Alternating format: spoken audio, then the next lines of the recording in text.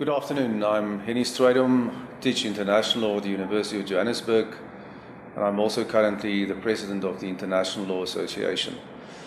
With the assistance of people in Colombia, fairly recently we have succeeded in establishing a national branch of the International Law Association. And I consider this a very important development for the simple reason that up until now, Latin America was fairly marginalized as far as membership in the International Law Association is concerned. That was the starting point also for my current visit in Colombia. And over the last 2 days, we had interesting discussions and also a seminar with Colombian scholars and also with a scholar from the Czech Republic and from the United States of America on issues concerning international law. Some of the topics, I think, are also extremely relevant within the historical context Colombia has experienced at the moment with the peace agreement and what may follow that peace agreement regarding its implementation and how the transition is going to be handled. For instance, we have discussed issues of command responsibility under the Rome Statute, a matter that will certainly feature in the context of the peace agreement and its implementation. Secondly, we have discussed the way in which Central American countries, Central European countries have dealt with their past in terms of the approach they have followed to deal with atrocities that were committed under the communist regimes. We have also discussed the issue of the cultural destruction of property and the way that has been dealt with by the International Criminal Court in a recent case.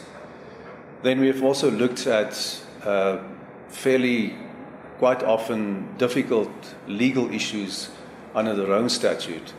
For instance, how is it implemented in the national legal system? What is the relationship between the Rome Statute and domestic law? What is the place and role of customary international law in the domestic law of a country such as Colombia?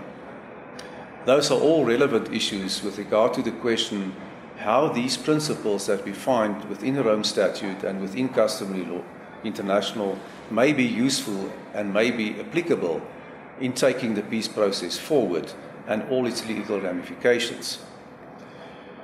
I'm therefore using this opportunity also to call on Colombian scholars to become a member of the national branch. And the main reason why I'm doing so is because of the fact that we really need the input and the voice of Colombian scholars and also scholars in Latin America to participate in the work of the International Law Association. The main academic work of the association is done within committees, expert committees and study groups. And it is important that Latin America is also participating in that process in developing international principles in this regard from the perspective that they have as an important region in the world.